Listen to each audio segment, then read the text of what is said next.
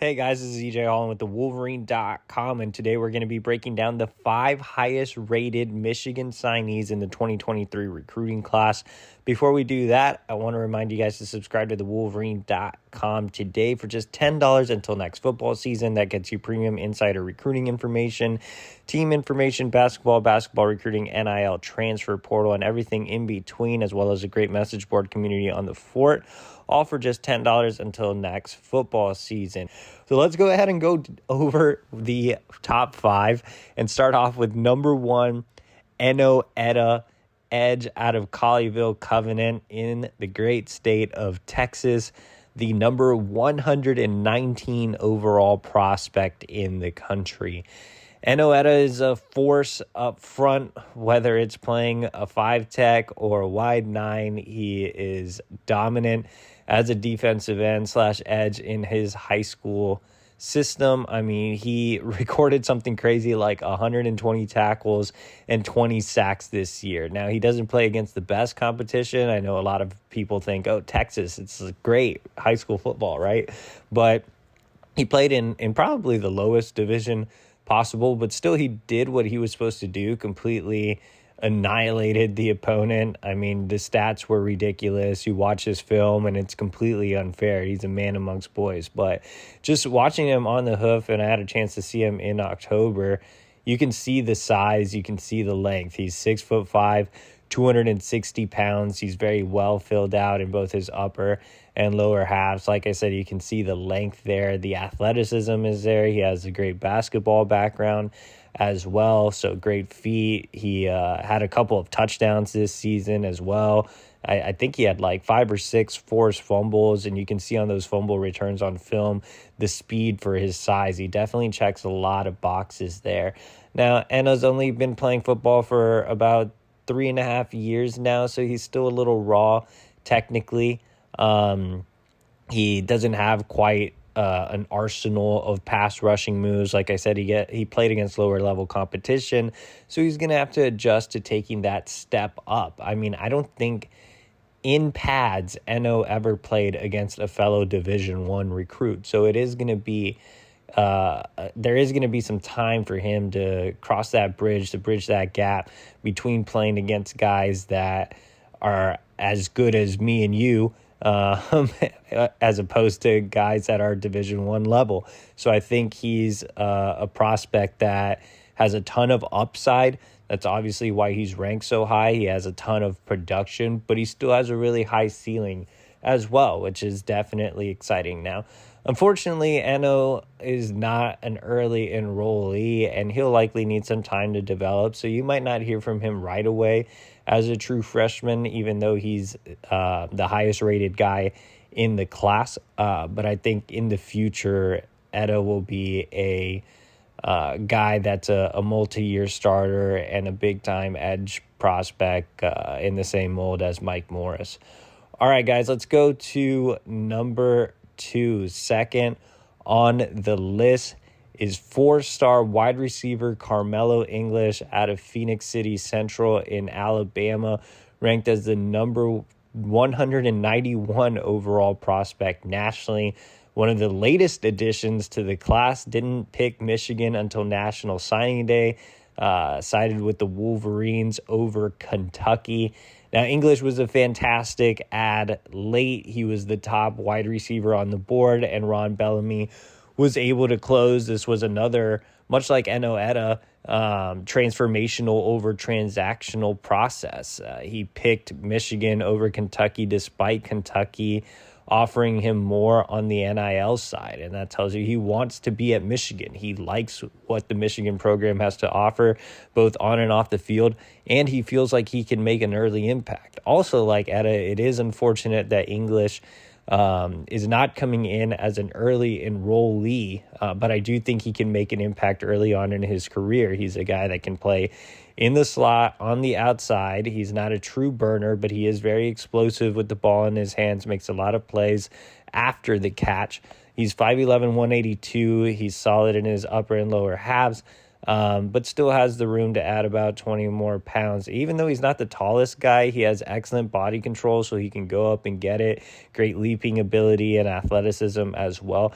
And he's really long for being 5'11". If you watch his film, he snatches the ball out of the air. Great extension and catch radius. Natural pass catcher, really soft hands. Can improve a little bit as a route runner, but it's really crafty there as well. So just a lot to like about Carmelo English, and I think he can develop his game as well under Michigan wide receivers coach Ron Bellamy, who obviously played the wide receiver position at Michigan and spent some time in the NFL as well. I think Carmelo English is as good of a late ad as you could have gotten at the wide receiver position, and I know Bellamy and the Wolverines are fired up about him coming to Ann Arbor.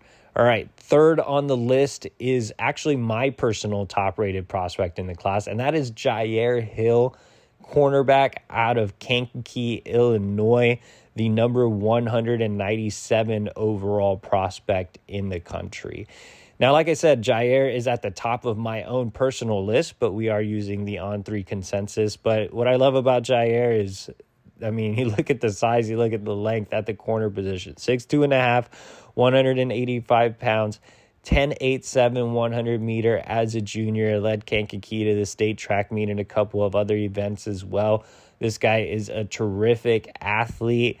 To have that combination of height, length, and speed is kind of rare at the cornerback position, and that's really what most college football teams really desire.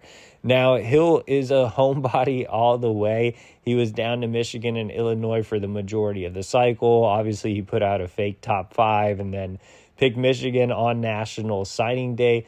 But I mentioned he's a homebody because he would have had even more high-profile offers if he were willing to leave the Midwest. This is a guy that, if you look at his offer list, he has Auburn, he has Florida, he has TCU, but I think he would have had those really high offers had he been more open with his recruitment. But it doesn't really matter. I mean, Michigan fans should obviously be excited that he's in the class. Not only does he have the height, length, and speed, he has versatility as well. He spent a lot of time at safety at Kankakee, more so to allow him to roam around and make plays. He has tremendous closing speed, and he loves to hit. He'll be a plus tackler at the corner position for Michigan.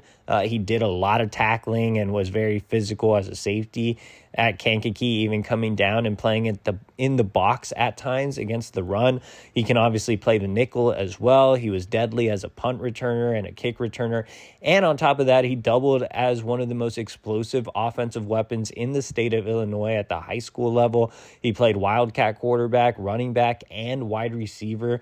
I wouldn't be surprised if he gets some offensive snaps at Michigan as well. He's just a dynamite athlete, and he's a perfect complement to a guy like Will Johnson, who is a bigger physical corner that wins with his high football IQ, patience, feet, elite technique. Jair is a better athlete than Will is, but not as big as Will or as imposing, and not as technically sound, but they complement each other so well. I think they can be a dynamic duo at the corner spot for years to come. Jair is an early enrollee, and I do expect him to make an immediate impact for Michigan. Don't be surprised if he gets significant time as a true freshman. All right, guys, our fourth prospect on the list is Cole Cabana, an in-state prospect ranked as the number 200 overall recruit nationally out of Dexter High. Led Dexter to a deep run in the state playoffs, really helped turn around that high school program, racked up, I want to say, close to 2,000 yards of all-purpose yards. I mean, and that's what he really brings to the table. I mean, Cole has kind of a sprinter-like build at about 6 foot, 180 pounds. I don't really expect him to play over 205, which is fine. I think he's a guy that can run between the tackles. He does run hard, but I don't think you want to overrun him between the tackles. You want to get him, bouncing runs to the outside where he can use his elite speed. You can put him in the slot. You can line him out wide. You can send him on wheel routes and do a lot of creative things with him out of the backfield as a pass catcher. He's a complete mismatch for linebackers and even nickels. He's a guy that you can just toy around with. You can just move him around. I would love to, I know some of our posters have been campaigning for this, and I would love to see it as well. I'd love to see a split shotgun with Donovan Edwards, Cole Cabana, and J.J. McCarthy. That just screams explosiveness. He's just a dynamic weapon, also a big factor as a kick returner and punt returner. I know when you think of a guy like that, you think of an A.J. Henning type, but Cole Cabana is more of a true running back, and he's faster. I mean, those track times, 10.55, 10.54, I believe was his PR, are just ridiculous, and you can see the swagger, the confidence on the field as well. There's a lot to really like about Cole Cabana. That versatility and that speed is going to be hard to keep off the field as a true freshman. He is an early enrollee. So much like Jair Hill, I expect him to get some time early. And if Blake Corum goes off to the NFL, there isn't a lot behind Donovan Edwards. I think C.J. Stokes is serviceable. But outside of that, you have Tavier Dunlap, who hasn't done a whole lot, and some walk-ons, and maybe a converted power back in Kalel Mullins, who's getting some time after spending most of his career at linebacker. So there's opportunity there for Cole Cabana as well. And last on the list is the number 284 overall prospect nationally, and that is four-star linebacker Samaje Bridgeman out of Philadelphia Imhotep Charter. Bridgeman is an intimidating force in the middle of the defense, a true thumping linebacker at 6'1", 235 pounds, built like an absolute truck, especially in his upper half. I mean, he looks like an action figure. Can still add some weight in his lower half. I don't think you want to get him, heavier than the 235 he's at now. I think what Ben Herbert's going to have fun doing is cutting some weight from his upper half, rebuilding it in the right areas. And Bridgeman has a lot of potential, and he flashed a lot as a senior outside of just smacking guys and filling gaps and being a traditional Mike. He also blitzed off the edge, blitzed on some stunts, dropped back into coverage. He has long arms as well, which is really good to see, length on a 6'1" guy. So Bridgeman, definitely a gritty football player out of Philadelphia. Like, he really resembles that city in his game, in his personality, just hard-nosed all the way, committed to Michigan this summer, was a prospect that had a ton of national offers early on. Stock dropped off a little bit, but Michigan can maximize his potential, get the most out of him. So Bridgeman, I think, will be a key factor in Michigan's defense down the line. All right, guys, that's the 5 highest-rated 2023 signees per the On3 consensus. For more breakdowns coming out of National Signing Day, head over to thewolverine.com today for just $10 until next football season. Like this video and subscribe to our YouTube channel.